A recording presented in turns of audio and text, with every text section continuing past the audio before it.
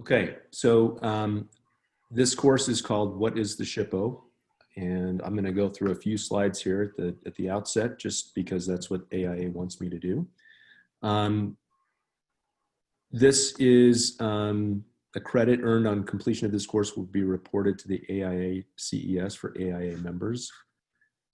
Certificates of completion for both AIA members and non-AIA members are available upon request. This course is registered with AIA CES for continuing professional education.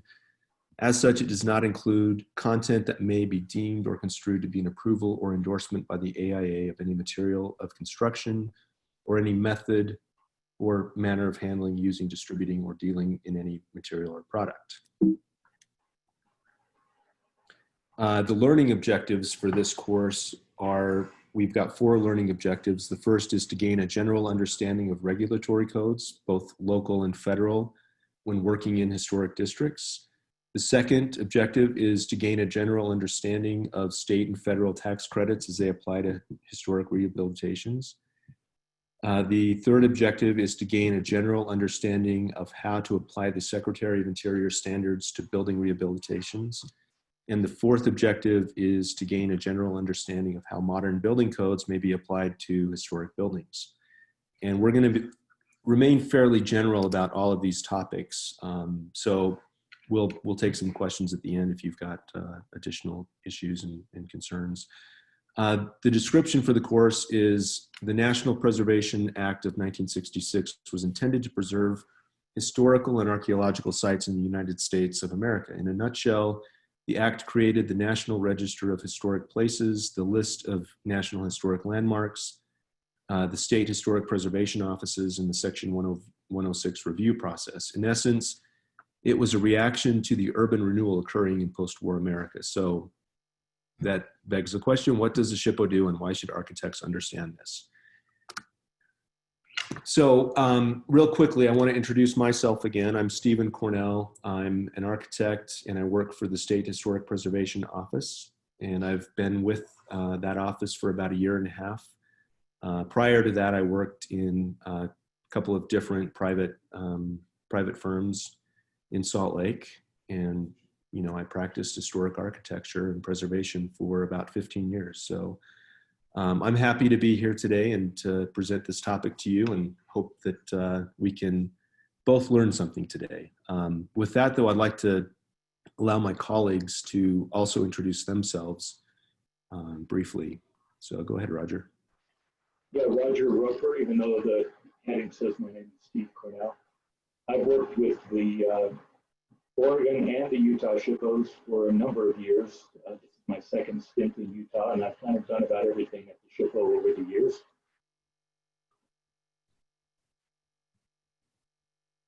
Amber? Yes, hi, I'm Amber Anderson, and I manage the historic tax credit programs for the SHPO. I've been here a little over 2 years, and my background is in historic preservation. And Corey? All right. I'm Corey Jensen. I run the National Register and Architectural Survey program at the SHPO. I've been there for a couple of decades and enjoy working there. Thank you. So we have some others in our office too that aren't here today with us, but I would just want to quickly introduce them. We have Alina Franco, who is the CLG coordinator, and CLG stands for a Certified Local Government. We'll talk a little bit more about what that means as we go through the presentation. Chris Hansen is our compliance coordinator, so he is the one that runs or manages the Section 106 compliance, and we'll talk a little bit about that as well. And Chris Merritt is the State Historic Preservation Officer, so he is in charge of the office that we all work in. So we won't go into too much detail on that, but Roger is going to present this first portion just to kind of introduce you to what the State Historic Preservation Office is. Okay, thanks, Steve. So as Steve mentioned, the SHPO office got started as a result of the National Historic Preservation Act of 1966. And every state joined in at that time as well. But actually, the program goes back, I think, a little earlier to 1933, when the head of the National Park Service came up with an idea for getting unemployed architects to work to document what he called America's antique buildings. And he wanted to hire 1,000 architects for up to 10 weeks to go out and document these buildings. So they did. They scattered around the country. We had teams come to Utah, and this is on the right, a building in Rockville that was documented by that HAPS team. And that sort of got the preservation program going in the National Park Service. So when the Historic Preservation Act came along, that's where the program is housed, and that's where we get our federal funds. We focus on archaeological sites and historic buildings. We don't get involved in museums, artifacts, and just plain history. We're really focused on place-based structures and features. Along with that federal funding, we got a list of duties we had to carry out. And they include the survey and inventory program, figure out what we have here in Utah. And we've documented over 130,000 buildings and over 100,000 archaeological sites. We run the National Register of Historic Places program that Corey will talk about later. And of those 1,782 listings, a few dozen of them at least are large historic districts that might include up to 3,000 buildings. So all told, there's probably over 20,000 buildings that are part of the National Register. In the 70s, federal tax credit program came along to provide financial incentives for historic buildings that are income producing. A state program came along in the 90s for residential use buildings, and Amber will talk about that. In the 80s, the Certified Local Government Program emerged, and the federal government said, you know, this partnership is working well between the federal and the state government. How about we extend it to the local government level? And that sounded like a good idea. And they said, well, you have to give 10% of your federal money to those local governments. And we said, fine. And we signed up over the years 98 local governments in Utah. Most are cities, but about a dozen are counties. Another big part of what we do, especially Steve, is on the technical assistance side, just helping people figure out what to do with their buildings and how to engage in historic preservation. And finally, there's a regulatory program we have that's called Section 106. It's based on Section 106 of the National Historic Preservation Act, which requires federal agencies to consult with the SHPO on projects they undertake in order to try to avoid any negative impacts to historic buildings or archaeological sites. So that's a quick summary of the kind of things we do. Our customer base really breaks down into two categories, the want to customers and the have to. The have to are those agencies that have to deal with 106, or at the state level, there's a program as well that's similar. The want to customers are the rest of them, and probably 75% of our effort goes onto that side. People who own buildings, communities that want to participate in historic preservation. Next slide. So those activities that I just described actually fit into three main categories, and this is how we go about working our SHPO programs. First is identification, documentation, and evaluation. This is where we go out and look at buildings and start sifting through to find out the ones that are worth keeping. First is a windshield survey. We just look at things on the ground, and then it gets more involved as we go. The second step is designation, actually putting buildings on the National Register of Historic Places. It helps symbolize which ones are worth moving forward with as we try to preserve and put our resources toward those. And that's the final step, is the actual treatment and preservation of buildings. And there are a lot of ways we go about that, whether there's studies that get done, actual rehab work, financial incentives, or whatever. So yeah, next slide, Steve. Let's talk in a little more detail about this identification, documentation, evaluation side. The fieldwork side of it is when we go out and do that initial cut of buildings. We do it from the exterior, we walk around, we take photographs, we record basic information. That winnows down the set of buildings that we might want to deal with in a given community. The next step is archival research. We go in and start doing research to figure out the story behind those buildings and what else is significant about them beyond their architecture. And there are a lot of tools available, such as county assessor tax photos from the 1930s and 40s, Sanborn fire insurance maps, which came along at various intervals between the 1880s and about 1950. There are other records, old newspapers, business directories, and of course a title search to figure out who owns them. So this is what goes into starting to winnow down the buildings that may truly have significance to get us to the next step. The next slide. Well, these are some of the ways we go about it. So when we're looking at buildings, we don't have to just figure it out on our own. We have a lot of material that's been accumulated over the years from surveys and academic research. So for example, the buildings across the top of the sheet here, these houses all represent what we know now are some basic house types in Utah. So when we're out surveying, we've got our guidebook on Utah's historic architecture, and we're using a common language as we identify the buildings and evaluate them. The bottom of the page, there are things we keep in mind as we're looking at buildings. We're not just looking at pretty buildings. There are a lot of little buildings out there that may be significant for reasons beyond their architecture. There's a basement house, for example, on the left in the middle that represents kind of the rough Depression era when people couldn't build an above ground house. Little houses like the one in the lower left-hand corner, very unassuming house, but a very important artist lived there who taught at the University of Utah. The building in the middle doesn't look like much from the street, but when you go into the second floor, you find this fabulous dance hall, something you would never know if you were just going by an exterior evaluation.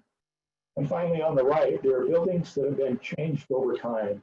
This house was modified for whatever reason from its Victorian appearance to more of a mid-20th century look. And that might be important for its own reasons. So alterations can matter when we're looking at buildings. They don't have to be pristine, best examples of architecture. Okay, next slide. Now the designation side, and this is the National Register that we're talking about. That's the program we run. And the early buildings that were listed in the National Register were some of the low-hanging fruit, the obvious architectural gems. The state capitol, the Cathedral of the Madeleine, the Temple Square, and the Kearns Mansion here was one of the first ones in 1970. And Thomas Kearns, of course, was a wealthy mining magnate who made all his money in Park City. So we got thinking in the 80s, maybe we need to tell that other part of the story. And so who made all the money for Thomas Kearns? Well, they were the miners up there. And their little modest cottages are important. So over 100 of those were listed in the National Register in the 1980s, recognizing that other part of the story. And then the Copperton photo above is another mining town, but this is a very different one. It was a planned community designed by the architectural firm Scott and Welch, and this was for miners working at the Bingham Copper Mine. So those are some examples of some early nominations, and then we'll go to the next slide to see some other types of resources. So it's a whole range of resources from archaeological sites to a mud fort to a limestone, a lime kiln, to high-rise buildings from centuries ago that you see at Hovenweep to a 1950s downtown office building, bridges, irrigation systems, dams, you name it. There's a wide range of things we deal with, even more modern architecture. Next slide.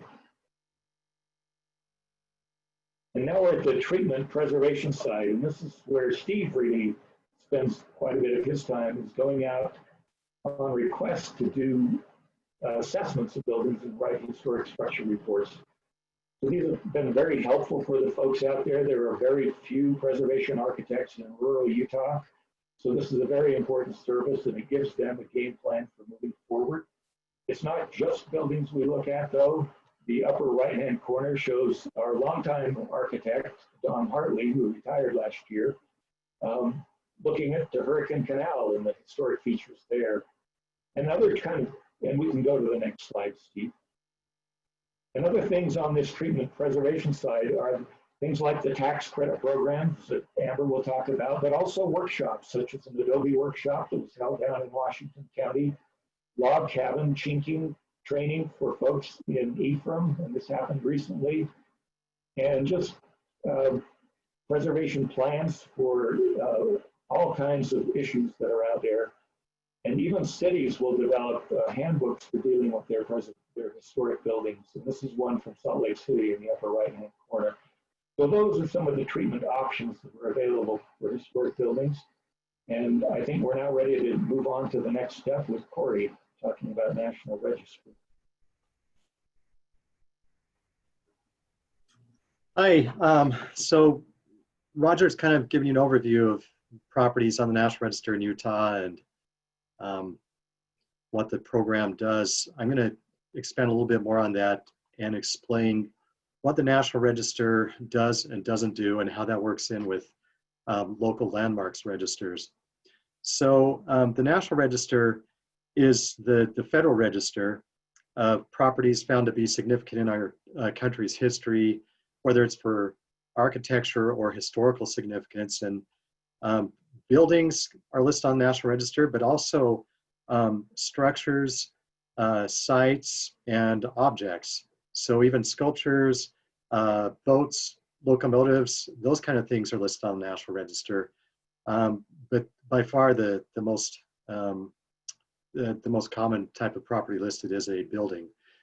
So I'm going to talk a little bit about regulatory codes and how they apply. Steve, let's go to the next slide. So what's the difference between the national and local register? Local register or local historic districts are where actually the regulatory means would come in for protecting properties or kind of guiding on how they are maintained. These are created through local landmarks ordinance.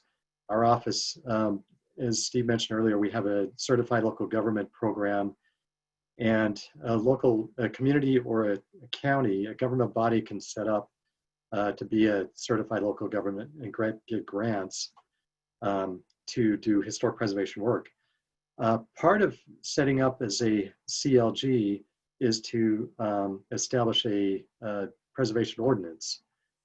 And that ordinance can be as strong or as weak as they want it to be. So there are only really a few communities in the state that have a strong preservation ordinance or landmarks ordinance that provides some type of regulation or protection for properties. Salt Lake City, Ogden, Provo, Park City, Murray, and then maybe a handful of others to some degree. These create some type of a design review. So if a property listed on that local landmarks list is going to be impacted some way, whether it's going to be demolished or perhaps an addition made to it or some other type of alteration, it would have to go through that design review to be approved for that.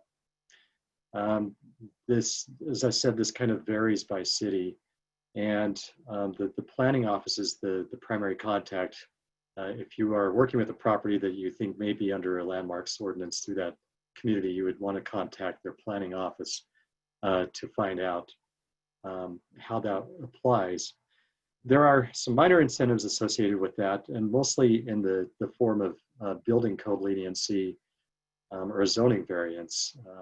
We get calls for those from time to time asking if the building codes need to be met, which would mean possibly damaging or impacting the historic integrity of the building.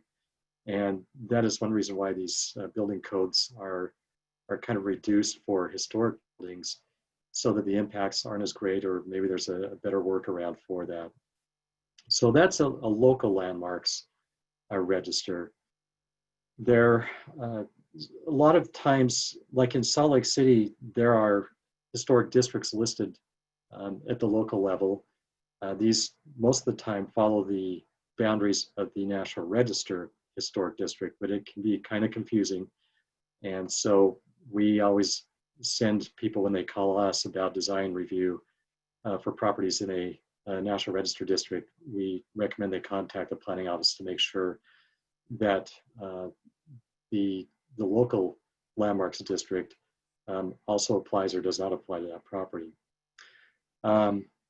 Steve, next slide. So the difference between the local and the National Register also comes in another form, in that there are incentives, and I'll get to those in a minute, that apply to National Register listing. But National Register historic districts or individual listings, they're both kind of the same. A property that is listed individually has the same rights as a property that is listed as a contributing building in a National Register historic district. They're the same thing, but that question comes up quite often. And we often have to explain that. It seems kind of like it'd be a different thing, but they're both the same. They are located throughout the state, although, as you would assume, most of the historic districts, the National Register districts, are along the Wasatch Front.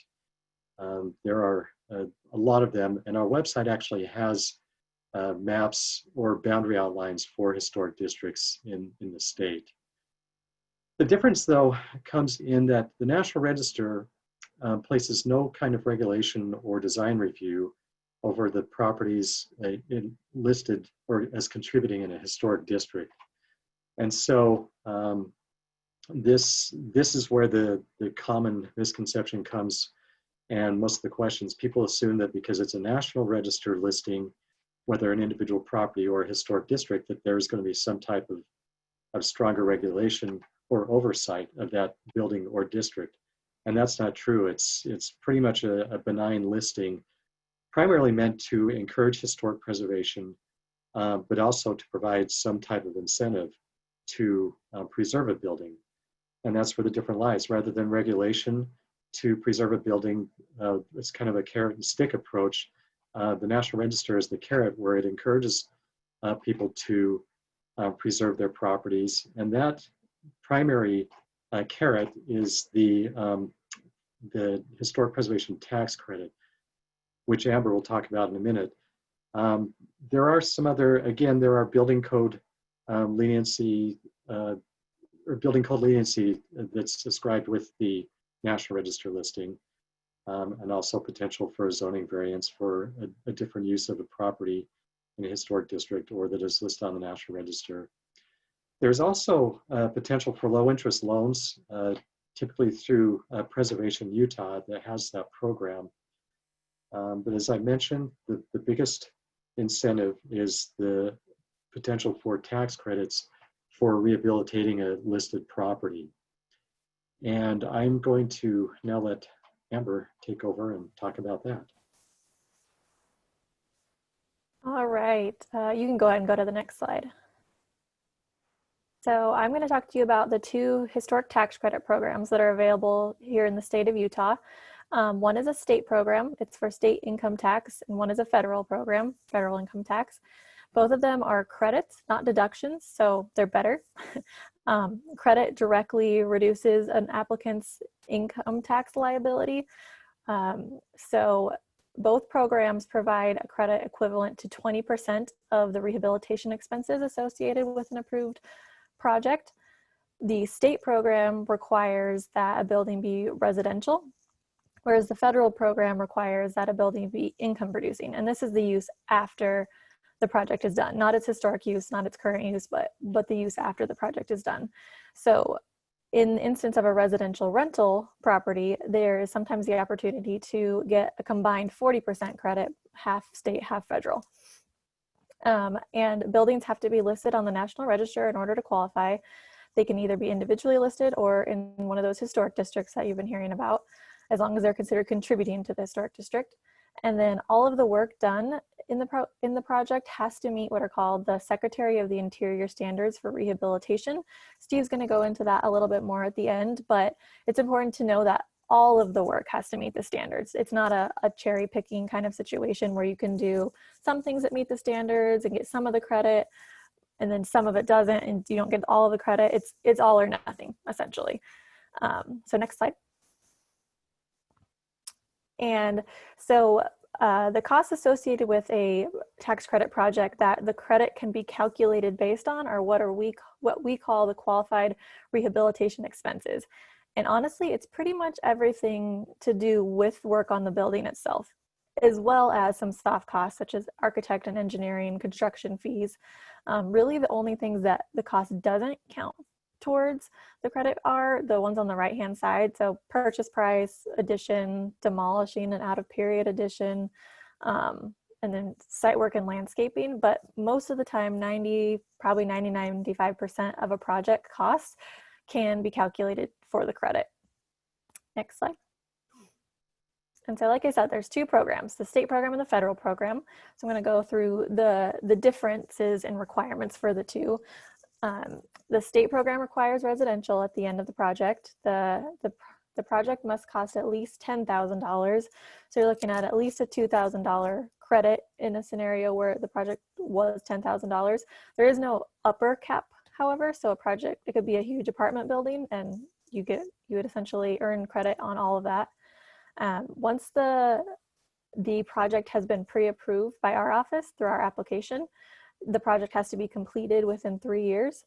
However, there are no limit to the amount of consecutive projects you can do. So if you finish a project in a couple of years, then you just need to restart the application process and you can essentially just keep continuing. So like I said, you have to meet the Secretary of the Interior standards while doing the tax credit project, but you also have to continue to follow them for any additional work for 3 years after finishing the project. So you can't essentially do the project, get an approval, and then go change something afterwards. You would be at risk of forfeiting the credit. And then also, I didn't mention this earlier, but both of these credits are non-refundable in that you can only get as much credit in a year as the applicant's income tax liability. If you're not tax people, I recommend talking to a tax person, but essentially there's a limit to how much you can take in a given year. However, they can be carried forward so that you hopefully get the full amount of the credit within a couple of years. The state tax credit can be carried for 5 years after that first year. Next slide. And then, so the federal program, income producing buildings. So we're looking at commercial, office, residential rental, and the amount of money that has to be spent on a federal project is not just a flat rate like it is for the state. It has to exceed the building's adjusted basis. And I didn't put the formula up here because it's very dependent on the building, how long the properties have owned the build, or the owners have owned the building, how much the building was worth, what the land value was worth. There's a formula. So it can be anything from $5,000 up to multiple hundreds of thousands, if not millions of dollars that's required to be spent. This program is meant more for substantial rehabilitations, whereas the state program is more for, or it's more easily applied to simpler projects.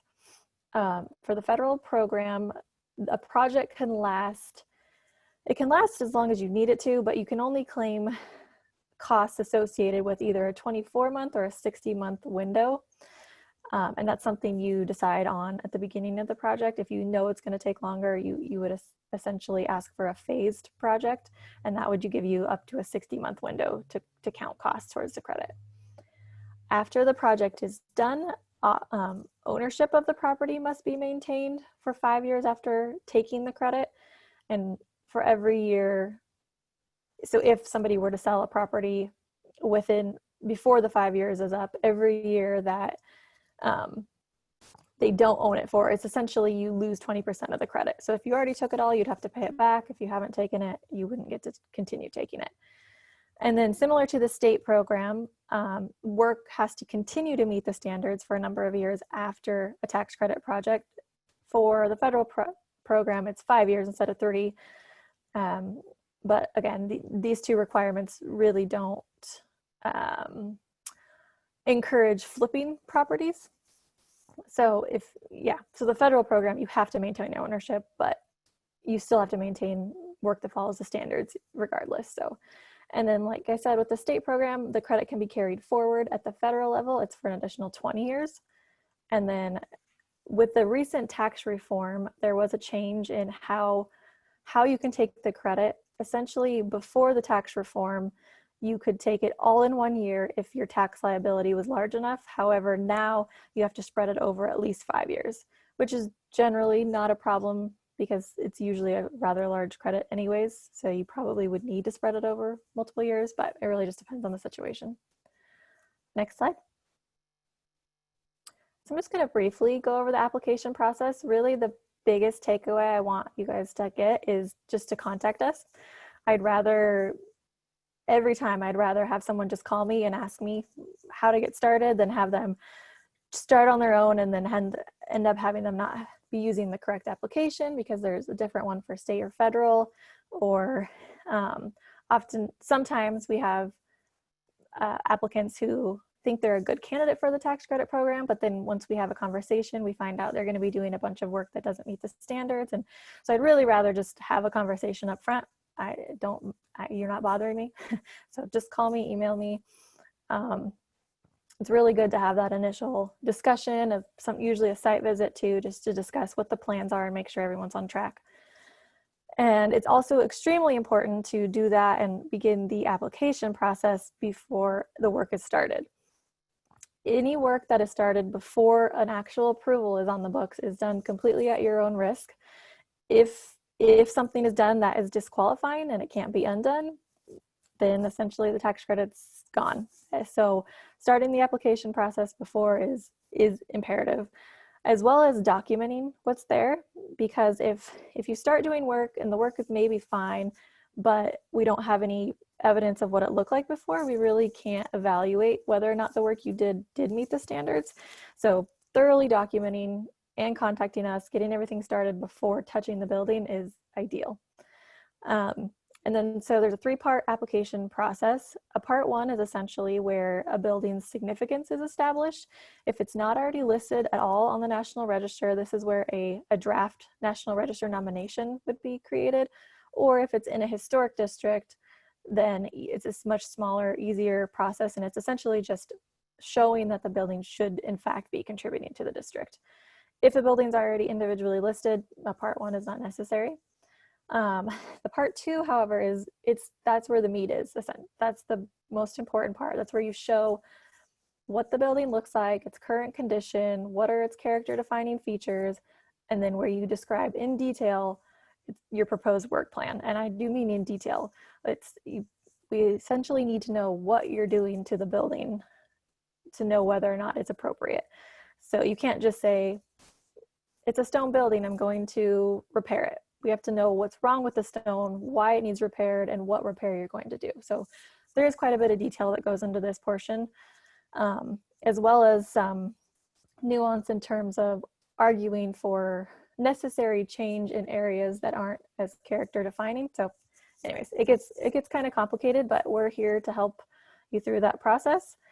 And then the part 3 is where you essentially submit your after documentation. So with the part 2, after some back and forth, you'll get ideally you'll get a project pre-approval, and then you carry out the project, finish it out, and then afterwards you submit this part 3 to show that you did what you said you're going to do. You did what was approved.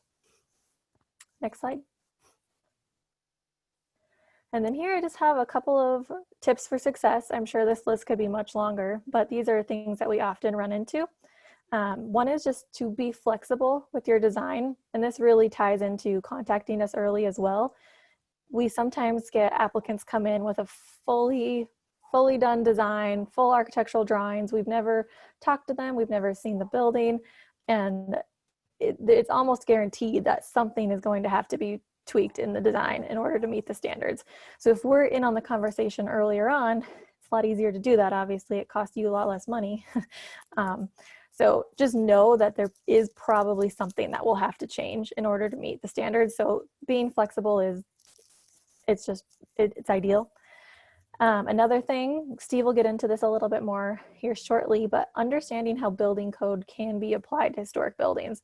Sometimes we have people propose treatments that don't meet the standards, and their justification is that they're trying to meet building code, but there are often ways to still meet all the code that you need to while meeting the standards. So just flexibility there as well, and understanding the different ways that you can approach that is important. And then having just a repair over replacement mindset. I can't emphasize that enough. Just looking at all aspects of a building as whether or not they can be saved, whether or not they should be saved, and evaluating whether or not they can be repaired. We see this a lot with windows. People just assume it's an old window. It's been there 100 100+ years, so needs replaced. Generally not the case. It can often be repaired. There are different types of concerns, energy efficiency, things like that. A lot of these things can be dealt with in different ways. So just, it's not that you can't replace it, but oftentimes you'll need to argue why it needs replaced, and maybe there isn't a good argument for it that would meet the standards. So just keep in mind, repairing is always preferred over replacing. So it's just best to have that mindset going in.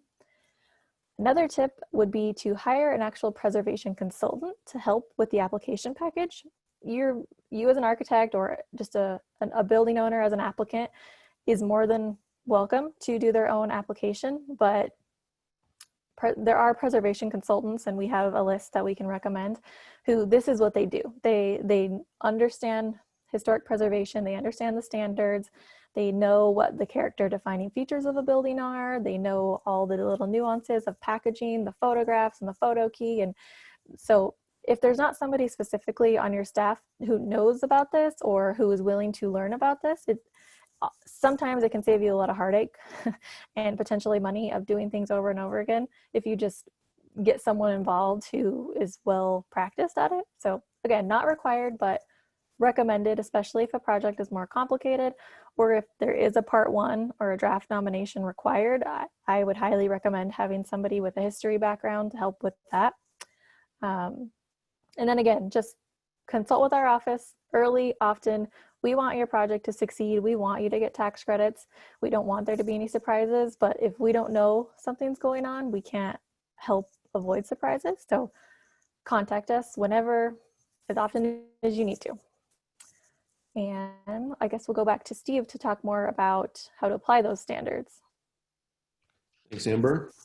So I'm going to be talking about the standards. They're called the Secretary of Interior Standards, and these are the standards that we apply to rehabilitation projects. There are different types of standards, but one good resource that will allow you to kind of understand how to meet those standards based on different issues that the building might have is the preservation briefs. And the preservation briefs, there are 50 of these different briefs. They talk about various aspects of preserving buildings, but they always will give you, ways that you can meet the standards that are required to get the tax credits. So I won't go into a lot of detail there, but the standards there are 4 different standards. There are standards for preservation, rehabilitation, restoration, and reconstruction. And we're going to be focusing on the standards for rehabilitation today. And those really just what rehabilitation means is that it acknowledges the need to alter or add to a historic property to meet continuing or changing uses while retaining the property's historic character. There are 10 standards, and we're going to kind of look at each of these generally. I'm not going to spend a whole lot of time on each of them. But these, like I said, these standards vary depending on, whether you're doing a preservation project or a restoration project. But for the tax credit, this is the standard. These are the standards that we apply. And I'm going to use the Rio Grande Depot building as kind of the case study for these standards and how they have been applied successfully or how they may have, different work that's happened over the years, how that may have fallen short of the standard. The first standard is, sorry, I had to turn everybody off there. The first standard says a property shall be used for its historic purpose or be placed in a new use that requires minimal change to the defining characteristics of the building and its site and environment. So the Rio Grande Depot, it had this really grand waiting room. People would come in, buy their tickets, and then wait for their train. And it was just a large open space. And the use today, it's not a waiting room obviously for trains and for passengers, but it's a large open space and it functions as an art gallery. So there are various, artists that come in and mount, their pieces in, as part of an exhibit. And this kind of changes over the seasons.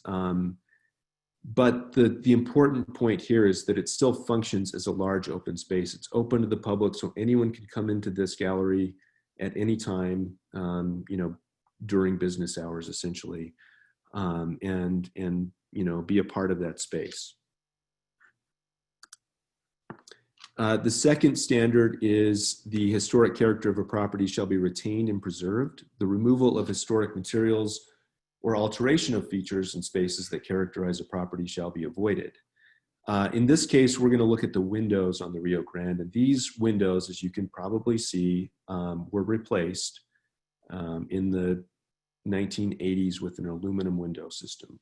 The original windows were these large, wood-framed windows, and what obviously happened was, the windows were in poor condition by the time, the 80s rolled around and needed to be either repaired or replaced. And the decision was made to replace those.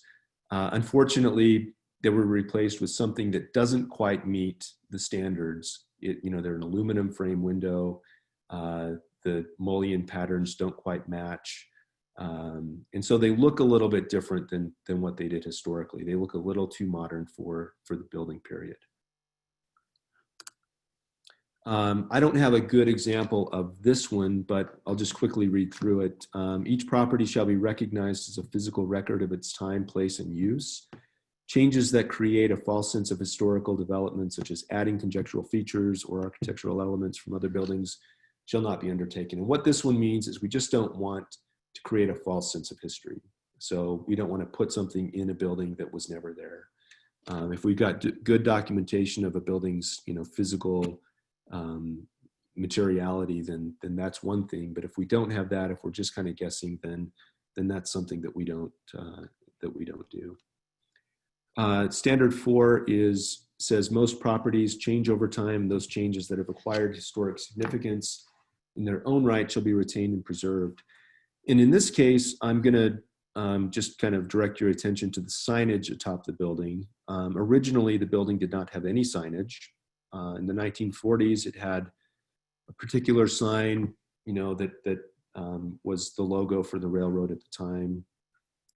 And later on, I'm sorry, that would have been the 20s. Later on in the 40s, that signage was changed again, just based on developing, brands and changing names of the company.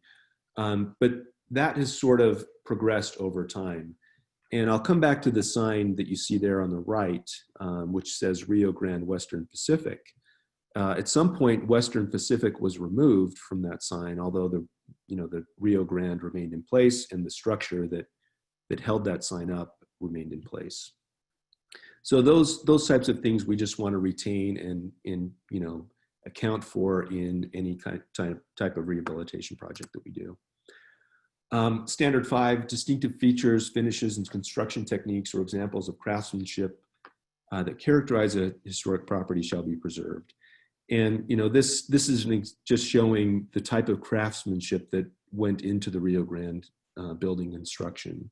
I always say it's one thing for an architect to draw and design the details of a building, but it's a whole nother thing for a craftsman to come in and actually execute that design.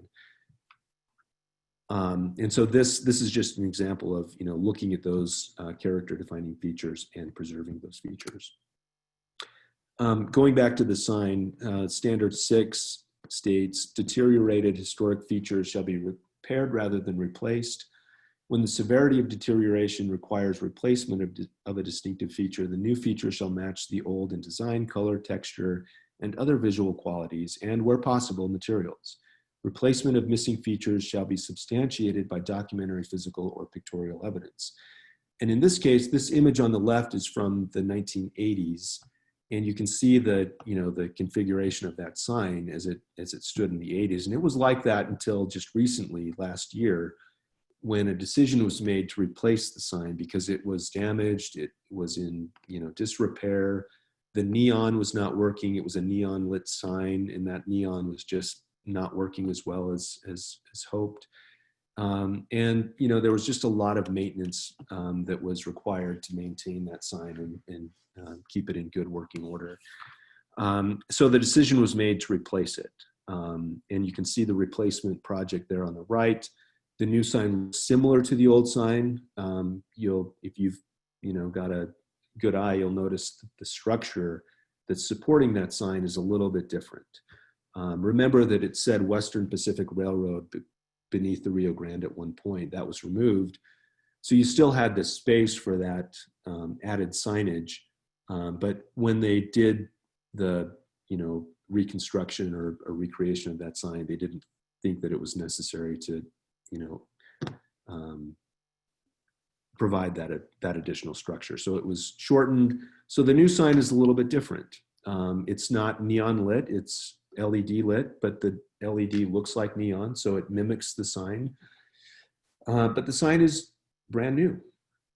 So this is one example where, there's a standard. We would rather repair than replace, but because replacement was necessary, there was a lot of effort put into, matching that to the original sign. Standard 7 is chemical or physical treatments such as sandblasting that cause damage to historic materials shall not be used.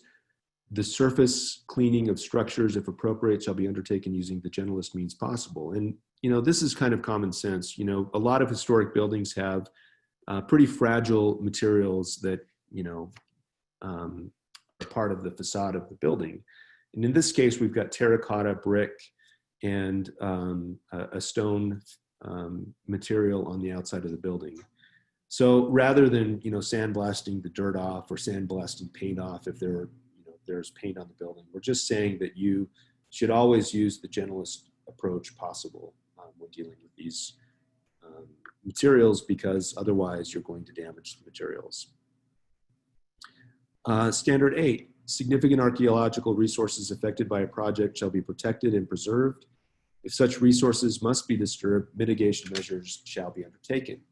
And in the case of the Rio Grande, on the left, you see a 1936 aerial of the Rio Grande Depot. And what you see to the west of the depot building are the train tracks that were there up until about the late 1990s when they were removed.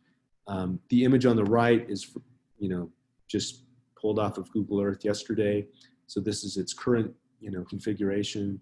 But what was done when those tracks were removed and when the ramps or the platforms on the backside of the Rio Grande were removed was there was a required mitigation to offset the negative impact. So, that can sometimes take the form of a plaza that contains some historical information about what was there originally. So it could be an art piece. It could be, something that offsets the negative impact. Standard 9, new additions, exterior alterations, or related new construction shall not destroy historic materials that characterize the property. The new work shall be differentiated from the old and shall be compatible with massing, size, scale, and architectural features to protect the historic integrity of the property and its environment. And in this case, this was an addition that was done in the early 2000s to house the state archives. It's a different department. It's all within the state, but it's not the same department as the department we're in. But this building, what you can see is that it's not mimicking necessarily the historic features of the Rio Grande, which you can see there on the right, but it's picking up on some massing details, some massing volumes.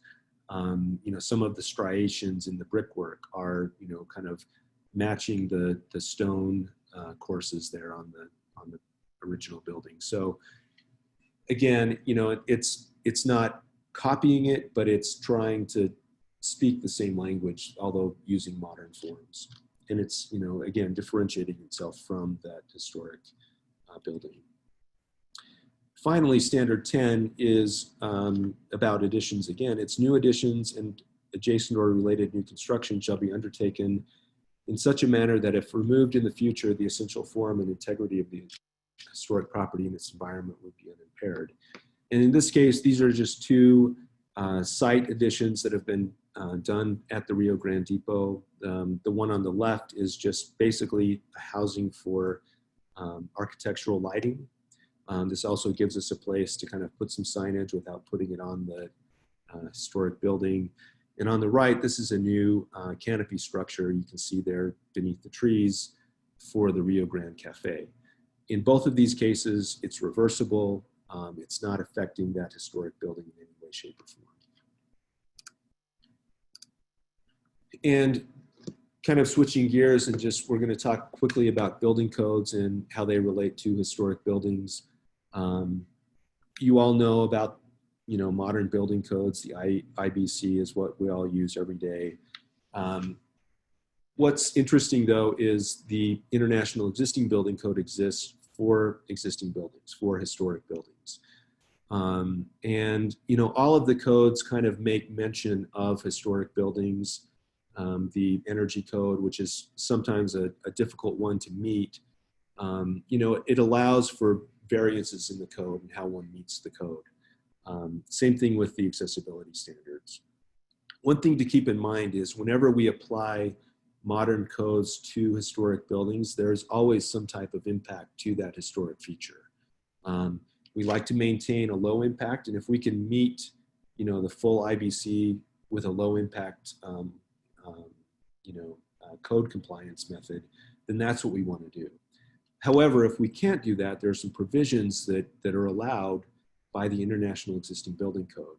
And, you know, the two chapters I want to point out that deal with existing buildings and how one complies with the code are Chapter 3, which is various provisions for, you know, different compliance methods. And there are 3 different compliance methods that are allowed by the code. We won't go into any detail on these, but there's a prescriptive method, there's a work area method, and there's a performance method. And it doesn't require you to meet the full intent of the code, but it really is, you know, the intent of this is to make the building safer. It's to increase the life safety of the building. The other chapter in the IEBC is Chapter 12, which deals with historic buildings. And these are buildings that are listed on either a local register or on the national register. And there are additional considerations that, you know, a code official can take into account if the building is listed on the national register or local register. And, you know, really what I typically tell people is if something is technically infeasible, you know, if there's some structural incapacity of the building and, you know, a structural remediation would be technically infeasible, then that would not be required by Chapter 12. There are a lot of resources that the National Park Service publishes to help architects and owners, you know, meet the intent of the code.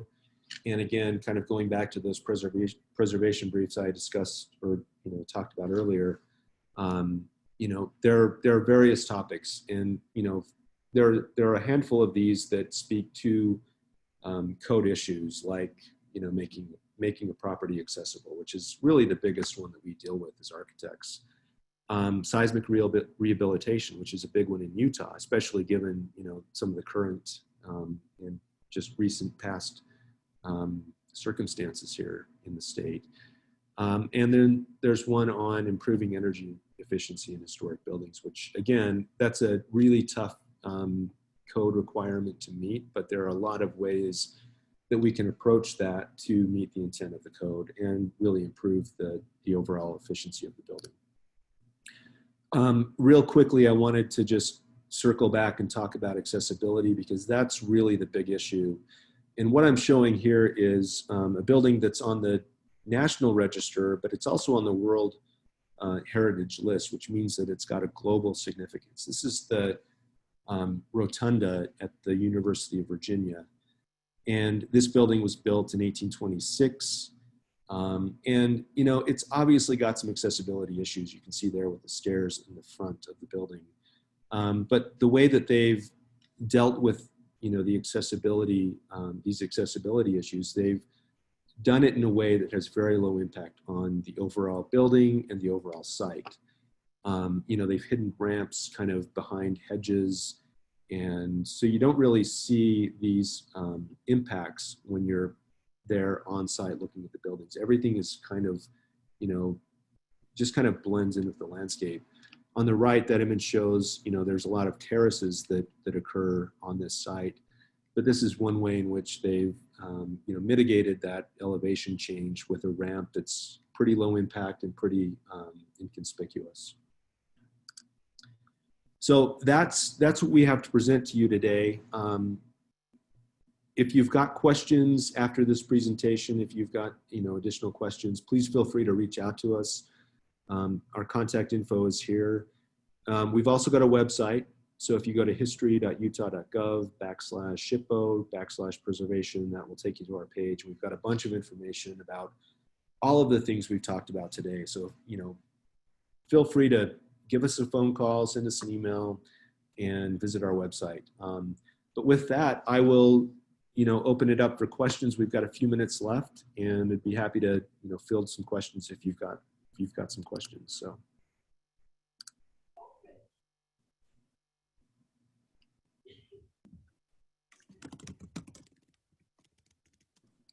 Well, I'm not hearing any yet. This is Heather. I want to say thank you to everyone for attending.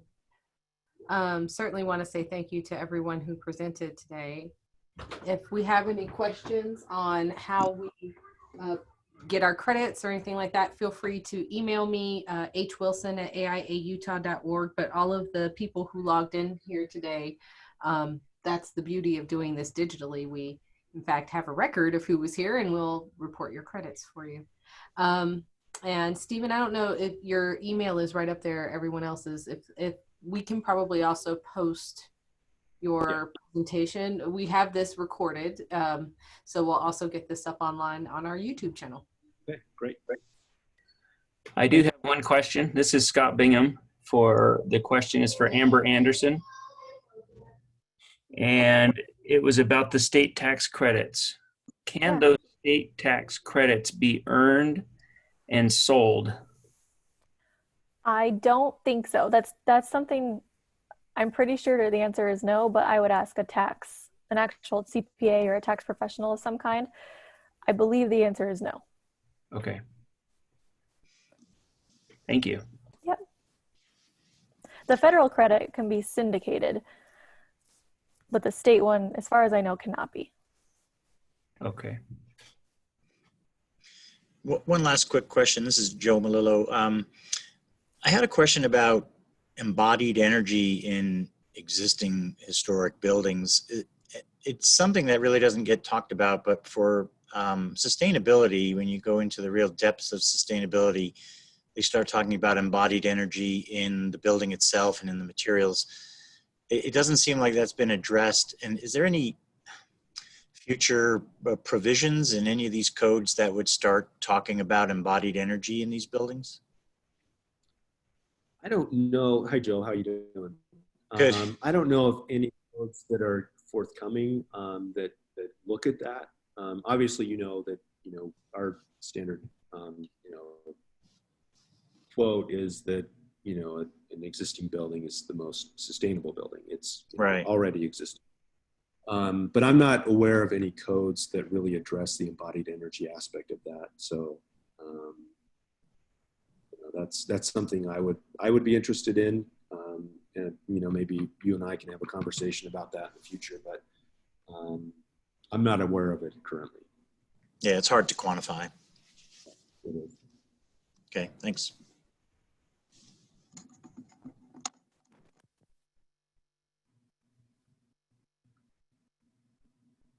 Okay. If that's maybe our final question, I'll just do our last call. Okay. Well, thank you, Stephen. Thank you, Amber. Thank you, Corey, Nancy, or everyone else who was here for the presentation. And if you have any questions about credits, my email is hwilson@aiautah.org. Or you can go to aiautah.org and find our contact information right on the website. Thank you. Thanks. Thanks all. Yeah.